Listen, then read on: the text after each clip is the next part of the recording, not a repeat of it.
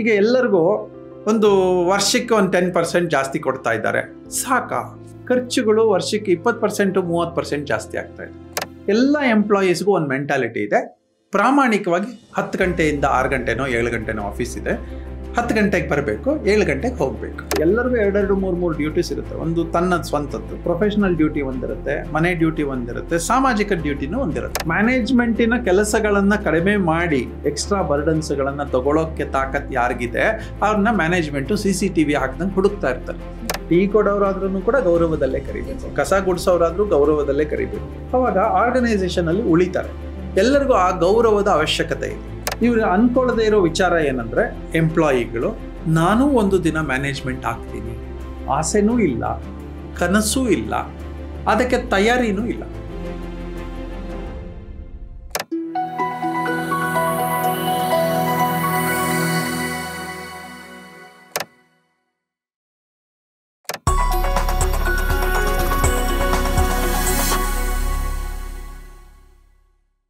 ನೀವು ಇಷ್ಟೊತ್ತು ಹೇಳಿದ್ದು ಒಂದು ಪಾಸಿಟಿವ್ ಆಸ್ಪೆಕ್ಟ್ ಆಫ್ ನಿಮ್ಮನ್ನ ಟ್ರೀಟ್ ಮಾಡಿದ ರೀತಿ. ನೆಗೆಟಿವ್ ಆಗಿ ಅಥವಾ ನಿಮಗೆ ಬೇಜಾರಾಗೋ ರೀತಿ ಯಾರು ನಡೆಸ್ಕೊಳ್ಳೇ ಇಲ್ವಾ ನಿಮ್ಮ ಲೈಫಲ್ಲಿ, ಆ ಥರ ಬರಲೇ ಇಲ್ವಾ ಅಂತ? ಅಂದ್ರೆ ಹೇಗೆ ಇರಬಾರ್ದು ಅಂತನೂ ಒಂದ್ ಕಡೆ ಎಲ್ಲೋ ಕಲ್ತ್ಕೊಳಕ್ಕೆ ಹೇಳ್ತೀನಿ. ಬಹುಶಃ ಇಲ್ಲಿವರೆಗೆ ಅಂದ್ರೆ ನನ್ನ ಪ್ರೊಫೆಷನಲ್ ಲೈಫಲ್ಲಿ ಆ ಒಂದು 10 ವರ್ಷಗಳು ನನ್ಗೆ ಬರಲಿಲ್ಲ. ಬಹುಶಃ ಯಾರು ಹಾಗೆ ನಡೆಸ್ಕೊಳ್ಳಿಲ್ಲ, ಕೆಟ್ಟದಾಗಿ ಒಬ್ರು ನಡೆಸ್ಕೊಳ್ಳಿಲ್ಲ. ಹಾಗಾಗಿ ನನಗೆ ಕೆಲಸ ಕಲೀಲಿಕ್ಕಾಯ್ತು. ಇದಿಷ್ಟು ನನ್ನ ಪ್ರೊಫೆಷನಲ್. ಅಲ್ಲಿಂದ ಕಾರಣಾಂತರಗಳಿಂದ ಹೊರಗೆ ಬರಬೇಕಾಯ್ತು. ಒಂದು ಸಣ್ಣ ಜಗಳದಲ್ಲಿ ಹೊರಗೆ ಬಂದೆ. ಆ ರಿಸ್ಕಿಂಗ್ ಕೆಪಾಸಿಟಿ ನನಗೂ ಇತ್ತು, ಆ ಕೇಪಬಿಲಿಟೀಸ್ ಇತ್ತು, ಆ ರಿಸ್ಕ್ ತಗೊಳ್ಳೋಂತ ಹುಮ್ಮಸ್ಸು ಇತ್ತು, ವಯಸ್ಸು ಇತ್ತು. ಏನೂ ಹೇಳದೆ ಸುಮ್ಮನೆ ಹೊರಗೆ ಬಂದಿನ ಬಿಟ್ಟೆ ಬಂದೆ ಅಷ್ಟೆ.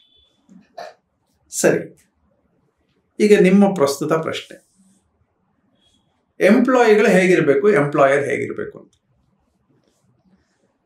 ನಾನು ಕಲ್ತಂತಹ ಎಂಪ್ಲಾಯಿ ಮೆಂಟಾಲಿಟಿ ಹೇಳ್ತೀನಿ. ಎಲ್ಲ ಎಂಪ್ಲಾಯೀಸ್ಗೂ ಒಂದು ಮೆಂಟಾಲಿಟಿ ಇದೆ, ಪ್ರಾಮಾಣಿಕವಾಗಿ 10 ಗಂಟೆಯಿಂದ 6 ಗಂಟೆನೋ 7 ಗಂಟೆನೋ ಆಫೀಸ್ ಇದೆ, 10 ಗಂಟೆಗೆ ಬರಬೇಕು, 7 ಗಂಟೆಗೆ ಹೋಗ್ಬೇಕು, ವೈಂಡ್ ಆಫ್ ಮಾಡ್ಕೊಂಡು ಹೋಗ್ಬೇಕು. ಇದು ಒಬ್ಬ ಎಂಪ್ಲಾಯಿಗೆ ಇರಬೇಕಾದಂತ basic quality, punctuality, attend on time ಅಂತ. ತುಂಬಾ ಸಂದರ್ಭ ಸಿಕ್ಕಿದಾಗ ರಜೆ ಹಾಕೋದು, ಇದು ಅವರ ರೈಟು ಕೂಡ ಹೌದು, ಅವರ ಡ್ಯೂಟಿನೂ ಕೂಡ ಹೌದು. ಅವ್ರಿಗೆ ಎಲ್ಲರಿಗೂ 2 3 ಡ್ಯೂಟೀಸ್ ಇರುತ್ತೆ. ಒಂದು ತನ್ನ ಸ್ವಂತದ್ದು ಪ್ರೊಫೆಷನಲ್ ಡ್ಯೂಟಿ ಒಂದಿರುತ್ತೆ, ಮನೆ ಡ್ಯೂಟಿ ಒಂದಿರುತ್ತೆ, ಸಾಮಾಜಿಕ ಡ್ಯೂಟಿನೂ ಒಂದಿರುತ್ತೆ. ಸೊ ಇದನ್ನ ಎಲ್ಲರೂ ಬ್ಯಾಲೆನ್ಸ್ ಮಾಡ್ಕೊಂಡು ಹೋಗ್ತಾ ಇರ್ತಾರೆ. ಈಗ ಯಾವುದೇ ಎಂಪ್ಲಾಯಿ ಬೆಳೆಯುವುದು ಬೇಡವಾ ಅಂತ ನನ್ನ ಪ್ರಶ್ನೆ. ಈಗ ಎಲ್ಲರಿಗೂ ಒಂದು ವರ್ಷಕ್ಕೆ ಒಂದು 10% ಜಾಸ್ತಿ ಕೊಡ್ತಾ ಇದ್ದಾರೆ, ಸಾಕಾ? ಖರ್ಚುಗಳು ವರ್ಷಕ್ಕೆ 20% 30% ಜಾಸ್ತಿ ಆಗ್ತಾ ಇದೆ, 10% ಇದು ಸಾಕಾ? ಈಗ ಅವರು ಸ್ಕೇಲಪ್ ಆಗುವುದು ಯಾವಾಗ, ಸ್ಕಿಲ್ ಅಪ್ ಆಗುವುದು ಯಾವಾಗ, ಆ ಹೊಸ ಸ್ಥಾನಕ್ಕೆ ಏರುವುದು ಯಾವಾಗ? ಈಗ 10 ಗಂಟೆಯಿಂದ 6 ಗಂಟೆ ಅಫಿಷಿಯಲ್ ಟೈಮ್ ಅಂತ ಅನ್ಕೋಣ, half an hour lunch break. 3 ಭಾಗಕ್ಕೆ ಬರೋಣ. ಒಂದು ಎಕ್ಸ್ಟ್ರಾರ್ಡಿನರಿ ಎಂಪ್ಲಾಯಿ, ಒಂದು ಆವರೇಜ್ ಎಂಪ್ಲಾಯಿ, ಒಂದು ವೀಕ್ ಎಂಪ್ಲಾಯಿ. ಅಥವಾ ಇದನ್ನೇ 3 ಭಾಗ ಮಾಡ್ಕೊಂಡ್ರೆ ABC, very good, good, average ಅಂತ ಅನ್ಕೋಣ. ಈಗ ಎ ಮೆಂಟಾಲಿಟಿಯ ಎಂಪ್ಲಾಯಿ ಅರ್ಧ ಗಂಟೆ ಮುಂಚೆ ಬರ್ತಾರೆ, ಅರ್ಧ ಗಂಟೆ ಲೇಟಾಗಿ ಹೋಗ್ತಾರೆ. ಆ ಆರ್ಗನೈಸೇಷನ್ಗೆ ಸಂದರ್ಭ ಬೇಕು ಅಂತಂದಾಗ ಆ ಎನಿ ಗಿವನ್ ಪಾಯಿಂಟ್ ಅವರ ಅವೈಲಬಲ್ ಇರುತ್ತೆ. ಎಂಪ್ಲಾಯರ್ ಇವ್ರ ಮೇಲೆ ಡಿಪೆಂಡ್ ಆಗ್ಲಿಕ್ಕೆ ಶುರು ಮಾಡ್ತಾರೆ. ಡಿಪೆಂಡ್ ಏನು, ನನ್ನ ಎಲ್ಲ ವಿಷಯಕ್ಕೂ ಇವನಿದ್ದಾನೆ, ಇವಳಿದ್ದಾಳೆ, ಹಾಗಾಗಿ ಡಿಪೆಂಡೆನ್ಸಿ ಜಾಸ್ತಿ ಆಗುತ್ತೆ, ವರ್ಕ್ ಲೋಡ್ ಜಾಸ್ತಿ ಆಗುತ್ತೆ. ವರ್ಕ್ ಲೋಡ್ ಆಗ್ತಾ ಇದ್ದಂಗೆ ಪ್ರೊಡಕ್ಟಿವಿಟಿ ಜಾಸ್ತಿ ಆಗುತ್ತೆ, ಪ್ರೊಡಕ್ಟಿವಿಟಿ ಜಾಸ್ತಿ ಆಗ್ತಾ ಇದ್ದಂಗೆ ಅವ್ರ ಸಂಬಳ ಜಾಸ್ತಿ ಆಗುತ್ತೆ, ಸ್ಟೇಟಸ್ ಜಾಸ್ತಿ ಆಗುತ್ತೆ, ಫೆಸಿಲಿಟಿ ಜಾಸ್ತಿ ಆಗುತ್ತೆ, ಗೌರವ ಜಾಸ್ತಿ ಆಗುತ್ತೆ. ಇದೆಲ್ಲವೂ ಜಾಸ್ತಿ ಆಗುತ್ತೆ, ನಾರ್ಮಲ್ಗಿಂತ ಎಕ್ಸ್ಟ್ರಾ ಆಗುತ್ತೆ. ಅದೇ ಸ್ಕೇಲಲ್ಲಿ 3 ಜನ ಎಂಪ್ಲಾಯಿ ಇದ್ದಾರೆ. ಮೊದಲನೇವರು ಹೀಗೆ ಕೆಲಸ ಮಾಡ್ತಾ ಇದ್ದಾರೆ, ಮ್ಯಾನೇಜ್ಮೆಂಟ್ ಅನ್ಸುತ್ತೆ ಇವರಿಗೆ ನೆಕ್ಸ್ಟ್ ಪ್ರಮೋಷನ್ ಬಂದಾಗ ಇವರಿಗೆ ಕೊಡೋಣ. ಯಾಕೆಂದ್ರೆ ಹುಡುಕೋತೀವಿ. ಮ್ಯಾನೇಜ್ಮೆಂಟಿನ ಕೆಲಸಗಳನ್ನ ಕಡಿಮೆ ಮಾಡಿ ಅವರ ಲೋಡ್ಗಳನ್ನ, ಥಿಂಕಿಂಗ್ ಲೋಡನ್ನ, ಎಕ್ಸ್ಟ್ರಾ ಬರ್ಡನ್ಸ್ಗಳನ್ನ ತಗೊಳ್ಳೋಕೆ ತಾಕತ್ ಯಾರಿಗಿದೆ ಅವ್ರನ್ನ ಮ್ಯಾನೇಜ್ಮೆಂಟ್ CCTV ಹಾಕ್ದಂಗೆ ಹುಡುಕ್ತಾ ಇರ್ತಾರೆ. ಇದು ಮೆಂಟಾಲಿಟಿ 1. ಮೆಂಟಾಲಿಟಿ 2, ನಾನು ಪ್ರಾಮಾಣಿಕ, 10 ಗಂಟೆಗೆ ಬರ್ತೀನಿ, 7 ಗಂಟೆಗೆ ಹೋಗ್ತೀನಿ. ಅರ್ಧ ಗಂಟೆ ಲಂಚ್ ಟೈಮ್ ಇದೆ, ಅರ್ಧ ಗಂಟೆ ಲಂಚ್ ಟೈಮ್ ಮುಗಿಸ್ಕೊತೀನಿ, ನನಗೆ ಅವಶ್ಯಕತೆ ಇಲ್ಲದೆ ನಾನು ರಜೆ ಹಾಕಲ್ಲ. ಆದ್ರೆ ಯಾವ ರಿಸ್ಕ್ಗಳನ್ನು ಎಕ್ಸ್ಟ್ರಾ ತಗೊಳ್ಳಲ್ಲ. ಅರ್ಧ ಗಂಟೆ ಮುಂಚೆನೂ ಬರಲ್ಲ, ಅರ್ಧ ಗಂಟೆ ಲೇಟ್ ಆಗು ಹೋಗಲ್ಲ. ಇದು ರೆಗ್ಯುಲರ್ ಗುಡ್ ಮೆಂಟಾಲಿಟಿ. ಅವರಿಂದ ತುಂಬಾ ಒಳ್ಳೇದು ಆಗಲ್ಲ, ತುಂಬಾ ಕೆಟ್ಟದ್ದು ಆಗಲ್ಲ. ಆಯ್ತಾ? ಇದು ಎರಡನೇ ಮೆಂಟಾಲಿಟಿ. ಇವರಿಗೆ ನಾರ್ಮಲ್ ಗ್ರೋತ್ ಸಿಗತ್ತೆ.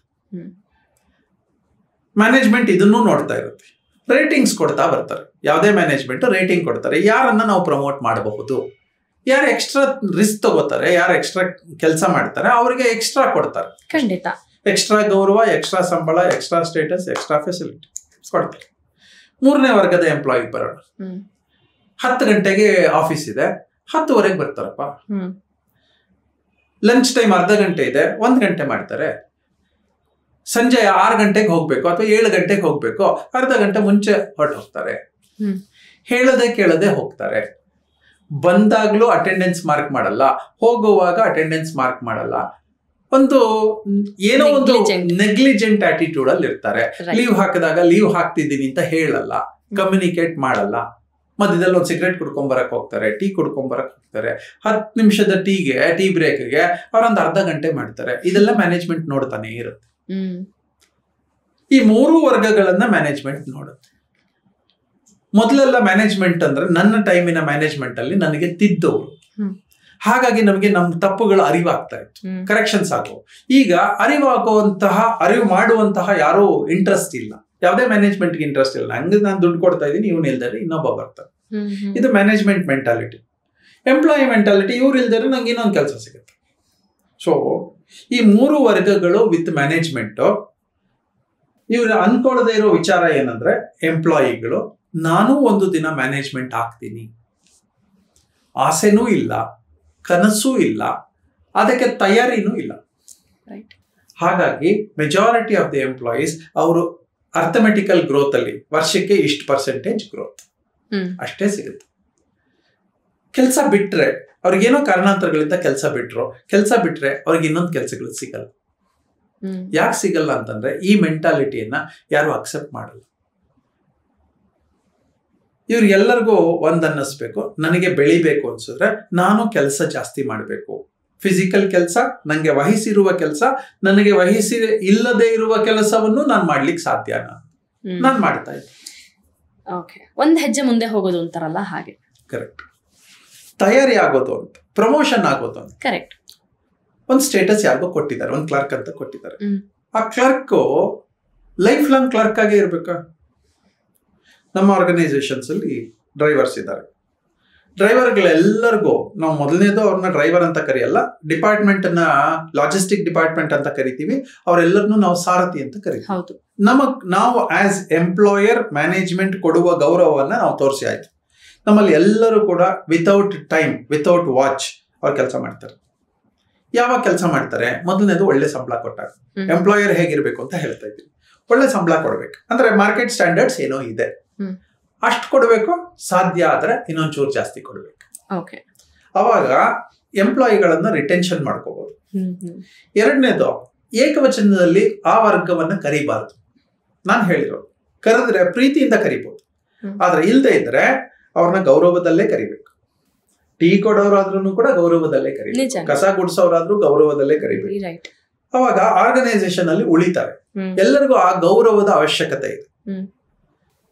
ಹೇಳೋದನ್ನ ಏನೋ ತಪ್ಪಾಗಿದೆ ಹೇಳೋದನ್ನ ಒಂದ್ ಸ್ವಲ್ಪ ಸ್ಮೂತ್ ಆಗಿ ಹೇಳಿದ್ರೆ, ಒಂದ್ ಸ್ವಲ್ಪ ಡಿಫ್ರೆಂಟ್ ಆಗಿ ಹೇಳಿದ್ರೆ ಅವಾಗ ಕೇಳ್ತಾರೆ. ಸೊ ಇದೆಲ್ಲ ಮ್ಯಾನೇಜ್ಮೆಂಟ್ ಕಲಿತಾ ಹೋಗ್ತಾರೆ. ನಂಗೆ ಮ್ಯಾನೇಜ್ಮೆಂಟ್ ಅನ್ನೋದು ಬಹುಶಃ 45 ವರ್ಷದ ಮುಂಚೆ ಬಂದ್ಬಿಟ್ಟಿತ್ತು.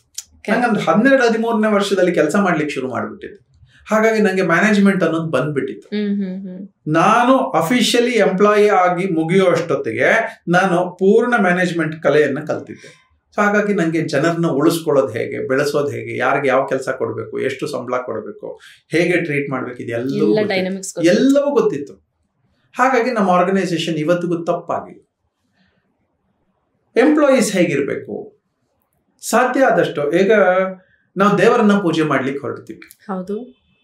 ಹಾಗೆ ಪೂಜೆ ಮಾಡದೇ ಇದ್ರೂ ಪರವಾಗಿಲ್ಲ, ಮ್ಯಾನೇಜ್ಮೆಂಟ್ ಬಗ್ಗೆ ಒಂದು ಗೌರವ ಇರಬೇಕು. ಎಂತ ಗೌರವ?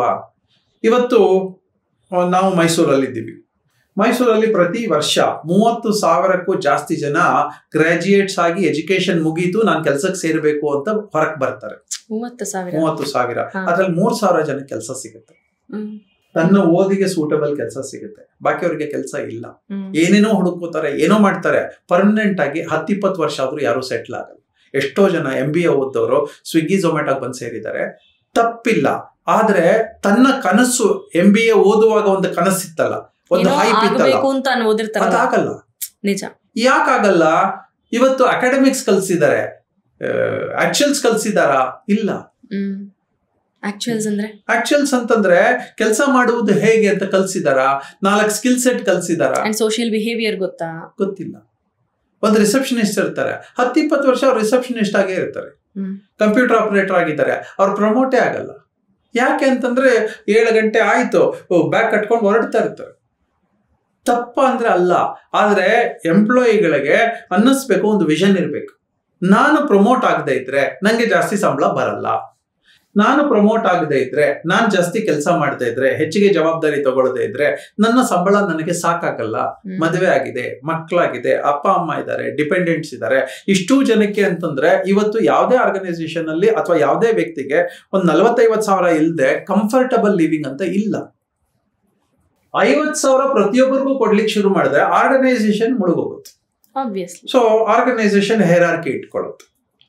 ಏನಂತ, ಇವ್ರನ್ನ ಮ್ಯಾನೇಜರ್ ಲೆವೆಲ್ ಅಲ್ಲಿ ಕೂಡಿಸಿ, ಇವ್ರ ಅನುಭವಸ್ಥರು, ಇವರಿಂದ ಆರ್ಗನೈಸೇಷನ್ಗೆ ಬೆನಿಫಿಟ್ ಇದೆ, ಮಿಕ್ಕಿದವರು ಎಂಪ್ಲಾಯೀಸ್, ಹೀಗೆ ಬೈಫರ್ಕೇಟ್ ಮಾಡ್ತಾರೆ. ನಾಳೆ ಯಾರೇ ಆದ್ರೂ ಕೂಡ ಈ ಬೈಫರ್ಕೇಟ್ ಮಾಡೇ ಮಾಡ್ತಾರೆ. ಎಂಪ್ಲಾಯೀಸ್ಗಳಿಗೆ ಸಾಧ್ಯ ಆದಷ್ಟು ಟೈಮ್ ಸಿಕ್ಕಿದಾಗ ನಾನು ಯಾರ್ದೋ ಕಂಪನಿ ಕೆಲಸ ಮಾಡ್ತಾ ಇದ್ದೀನಿ ಅಂತ ಅನ್ನಿಸ್ದೆ, ನನ್ನ ಕಂಪನಿಯಲ್ಲಿ ನಾನು ಕೆಲಸ ಮಾಡ್ತಾ ಇದ್ದೀನಿ ಅಂತ ಮೊದಲನೇ ಅಭಿಮಾನ ಬಂದ ತಕ್ಷಣನೇ ಆರ್ಗನೈಸೇಷನ್ ಬೆಳೆಯುತ್ತೆ. ಓನಿಂಗ್ ಇಟ್ ಅಂತಾರಲ್ಲ ಹಾಗೆ. ಯಾರ್ದು ಕಂಪನಿ? ನಾವೆಲ್ಲರೂ ಇನ್ಕ್ಲೂಡಿಂಗ್ ಮೀ. ನಾನು ಇವತ್ತು ನನ್ನ ಕಂಪನಿಯಲ್ಲಿ ನಾನು ಒಬ್ಬ ಎಂಪ್ಲಾಯಿನೇ. ನಂಗೆ ಒಂದ್ ಸಂಬಳ ಬರುತ್ತೆ, ನನಗೊಂದು ಪೊಸಿಷನ್ ಇದೆ. ನಾಳೆ ಬಿಟ್ಟು ಹೋಗು ಅಂತಂದ್ರೆ ಕೈ ತೊಳ್ಕೊಂಡು ಹೋಗಕ್ಕೆ ರೆಡಿ ಇರ್ತೀನಿ. ರೈಟ್. ಈಗ ಈ ಕಂಪನಿ ಬೆಳೆಯುವುದು ಹೇಗೆ? ಕಂಪನಿ ಬೆಳೀದೆ, ಕಂಪನಿಗೆ ಲಾಸ್ ಆಗಿ ಎಂಪ್ಲಾಯಿ ಬೆನಿಫಿಟ್ ಜಾಸ್ತಿ ಬರಲ್ಲ. ಆಬ್ವಿಯಸ್ ಆಗಿ ಹೇಗ್ ಬರುತ್ತೆ? ಕಂಪನಿ ಬೆಳಿಬೇಕು. ಕಂಪನಿ ಬೆಳಿಬೇಕಾದ್ರೆ ಕಂಪನಿ ಒಂದು ಐಡಿಯಾ ಕೊಡುತ್ತೆ, ಇನ್ಫ್ರಾಸ್ಟ್ರಕ್ಚರ್ ಕೊಡುತ್ತೆ, ದುಡ್ಡು ಕೊಡುತ್ತೆ, ಮ್ಯಾನೇಜ್ಮೆಂಟ್ ಕೊಡುತ್ತೆ, ಕೂತ್ಕೊಳ್ಳೋಕ್ ಜಾಗ ಕೊಡುತ್ತೆ, ಎಲ್ಲಾ ರಿಸೋರ್ಸ್ಗಳು ಯಾವುದೇ ಕಂಪನಿ ಇಷ್ಟು ಕೊಡುತ್ತೆ. ಹೌದು. ಕೊಟ್ಟಾಗ ಎಂಪ್ಲಾಯಿಗೆ ಅನ್ನಿಸ್ಬೇಕಂದ್ರೆ ನನಗೆ ನನ್ನ ಓದಿಗೆ ಕೆಲಸ ಕೊಟ್ಟಿದ್ದಾರೆ. ಬರೀ ಕೆಲಸ ಕೊಡೋದಲ್ಲ, ಎಷ್ಟೋ ಜನ ಕೆಲಸ ಕೊಟ್ಟಿದ್ದಾರೆ, ಸಂಬಳ ಕೊಟ್ಟಿಲ್ಲ. There are so many organisations timely ಸಂಬಳ ಕೊಟ್ಟಿಲ್ಲ. ಇವತ್ತಿಗೆ ಹೆಮ್ಮೆಯಿಂದ ಹೇಳ್ಕೊತೀನಿ, 28 ವರ್ಷಗಳಲ್ಲಿ ಇವತ್ತು ನಾವು 7ನೇ ತಾರೀಕು ಕೊಡುವ ಸಂಬಳವನ್ನ 8ನೇ ತಾರೀಕು ಕೊಟ್ಟಿದ್ದೇ ಇಲ್ಲ. ಇಷ್ಟು ವರ್ಷಗಳು. ಯಾಕೆ? ಇದು ಎಂಪ್ಲಾಯರ್ ಕೇರ್, ಮ್ಯಾನೇಜ್ಮೆಂಟ್ ಕೇರ್ ಏನಿರುತ್ತೆ, ಮೊದಲನೇದು ನನ್ನ ಹಾಗೆ ಅವ್ರಿಗೂ ಒಂದು ಜೀವನ ಇದೆ, ಅವರು ಬಾಡಿಗೆ ಕಟ್ಟಬೇಕು, ಅವರು ಒಂದು ಪ್ಲಾನ್ ಮಾಡ್ಕೊಂಡಿರ್ತಾರೆ, ನನಗೆ ಇಂಥ ದಿನ ಸಂಬಳ ಬರುತ್ತೆ ಅಂತ ಪ್ಲಾನ್ ಮಾಡ್ಕೋತಾರೆ. ಆ ಪ್ಲಾನ್ಗೆ ನಾನು ಧಕ್ಕೆ ತರಬಾರದು ಅಂತ ನಮ್ಮ ಸ್ಟ್ರಾಂಗ್ ಐಡಿಯಾಲಜಿನಲ್ಲಿ ನಾವು ಕೂತಿದೀವಿ. ರಜೆ ಬರುತ್ತೆ ಅಂತಂದ್ರೆ ಅವತ್ತಿನ ದಿನ 7ನೇ ತಾರೀಕು ರಜೆ ಅಂದ್ರೆ ಅದ್ರ ಹಿಂದಿನ ದಿನ ಕ್ರೆಡಿಟ್ ಆಗಿರುತ್ತೆ ಹೊರತು ಮಾರನೇ ದಿನ ಅಲ್ಲ. ಈಗೇನಾಗತ್ತೆ, ಮೊದಲನೇದು ಸೇಫ್ಟಿ. ನನ್ನ ಸಂಬಳ ಬಂದೇ ಬರುತ್ತಪ್ಪ, ಸೇಫ್ಟಿ. ಬರೀ ಸಂಬಳ ಬರೋದಲ್ಲ, ಆನ್ ಡೇಟ್ ಬರುತ್ತೆ, ಅನಾವಶ್ಯಕವಾಗಿ ಏನು ಕಟಿಂಗ್ಸ್ ಇಲ್ಲದೆ ಬರುತ್ತೆ. ಯಾವಾಗ ಸಾಧ್ಯ? ಅಷ್ಟು ಪಂಕ್ಚುಯಾಲಿಟಿ ಇದ್ದರೆ, ಕೆಲಸ ವಹಿಸಿರುವ ಕೆಲಸವನ್ನ ಚೆನ್ನಾಗಿ ಮಾಡಿದ್ರೆ, ತೋಚ್ಕೊಂಡು ಮಾಡಿದ್ರೆ ಪ್ರಮೋಷನ್ಸ್ ಬರುತ್ತೆ. Ordinary employee, extraordinary employee. Ordinary employee 10 to 7. Extraordinary employee it is flexible, earlier ಬರ್ತಾರೆ, ಲೇಟ್ ಆಗು ಹೋಗ್ತಾರೆ. ಬಿಲೋ ಆವರೇಜ್ ಎಂಪ್ಲಾಯಿ ಲೇಟ್ ಆಗು ಬರ್ತಾರೆ, ಬೇಗನೂ ಹೋಗ್ತಾರೆ. ಸೊ ಈ 3 ಕ್ಯಾಟಗರಿನಲ್ಲಿ ಎಲ್ಲರೂ ಇದ್ದಾರೆ. ಈಗ ಎಂಪ್ಲಾಯಿಗಳು ಬೆಳಿಬೇಕು, ರಿಲೇಶನ್ಶಿಪ್ ಚೆನ್ನಾಗಿರ್ಬೇಕು. ಸೇರ್ಕೊಳ್ಳುವವರೆಗೆ ಮ್ಯಾನೇಜ್ಮೆಂಟ್ ಸ್ವಲ್ಪ ಯೋಚನೆಯಲ್ಲಿರುತ್ತೆ. ಅವ್ರನ್ನ ಸೇರಿಸುವವರೆಗೆ ಇವ್ನು ಹೆಂಗೋ ಏನೋ, ಇವಳು ಹೆಂಗೋ ಏನೋ, ಎಷ್ಟೊತ್ತಿಗೆ ಬರ್ತಾರೋ, ಇವ್ರು ಹೇಗೆ ನೋಡ್ಕೋತಾರೆ, ಹೆಂಗ್ ಪ್ರೊಡಕ್ಟಿವಿಟಿ ಕೊಡ್ತಾರೆ ಗೊತ್ತಿಲ್ಲ. ಮ್ಯಾನೇಜ್ಮೆಂಟ್ ಜಾಗವನ್ನ ಕೊಡುತ್ತೆ. ಎಂಪ್ಲಾಯಿಗೆ ಗ್ರಾಟಿಟ್ಯೂಡ್ ಇರಬೇಕು. ಮ್ಯಾನೇಜ್ಮೆಂಟ್ಗೆ ಗ್ರಾಟಿಟ್ಯೂಡ್ ಇರೋದ್ರಿಂದ ಕೆಲಸ ಕೊಡೋದು. ಕರೆಕ್ಟ್. ನನಗೆ ಬೇಕಾಗಿದ್ದ ರಿಸೋರ್ಸ್ ಅವರಿಂದ ಸಿಗ್ತಾ ಇದೆ, ಒಂದು ಎಕ್ಸ್ಪೆಕ್ಟೇಷನ್ ಇದೆ. ನಾನು ಕೆಲಸಗಳನ್ನ ಇವರನ್ನ ನಂಬಿ ತಗೊಂಡಿದ್ದೀನಿ, ಹಾಗಾಗಿ ಇವ್ರು ಕಂಪ್ಲೀಟ್ ಮಾಡ್ತಾರೆ. ಮ್ಯಾನೇಜ್ಮೆಂಟ್ಗೆ ಆ ಗೌರವವನ್ನ ಕೊಟ್ಟಿದ್ದಕ್ಕೆ ಒಂದು ಕೆಲಸ ಸಿಕ್ಕಿರೋದು.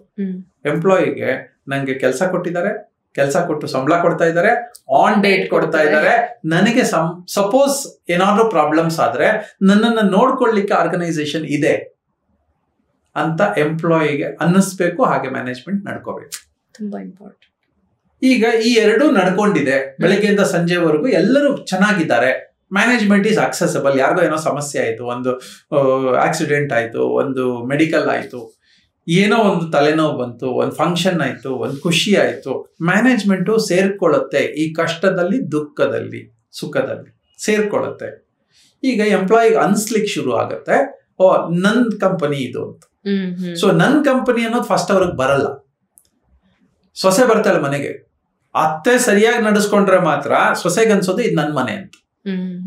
ಹಾಗೆ ಇಲ್ಲೂ ಮ್ಯಾನೇಜ್ಮೆಂಟು, ಅರ್ಲಿಯರ್ ಎಂಪ್ಲಾಯೀಸು ಇವರೆಲ್ಲ ಅವರನ್ನ ಹೊಸಬರನ್ನ ಚೆನ್ನಾಗಿ ಕರ್ಕೋಬೇಕು. ಆ ಚೆನ್ನಾಗಿ ಕರ್ಕೊಂಡಾಗ ಆ ಹೊಸಬರ್ಗ ಅನ್ಸುತ್ತೆ ಇದು ನನ್ನ ಕಂಪನಿ. ನಿಜ. ಆ ನನ್ನ ಕಂಪನಿ ಅನ್ಸ್ದಾಗ ಒಂದು 10-20 ನಿಮಿಷ ಲೇಟಾಗಿ ಹೋಗೋಕೆ, 10-20 ನಿಮಿಷ ಬೇಗ ಬರೋಕ್ಕೆ ಬೇಜಾರಾಗಲ್ಲ. ಸೊ ಹಾಗೆ ಡ್ಯೂಟಿ ಮ್ಯಾನೇಜ್ಮೆಂಟ್ ಜಾಸ್ತಿ. ಏನಂದ್ರೆ ಅವ್ರು ಟ್ರೆಂಡ್ ಸೆಟ್ ಮಾಡ್ತಾ ಬರ್ಬೇಕು.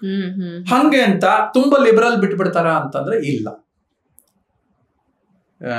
ನನ್ನ ಫ್ರೆಂಡ್ ಒಬ್ರು ಹೇಳೋರು, ಒಂದು ಮ್ಯಾನೇಜ್ಮೆಂಟ್ ಅಥವಾ ಹೇಗಿರ್ಬೇಕು ಅಂತಂದ್ರೆ ಮಾತೃ ಹೃದಯದ ಕಮಾಂಡರ್ ಇದ್ದ ಹಾಗಿರ್ಬೇಕು ಅಂತ.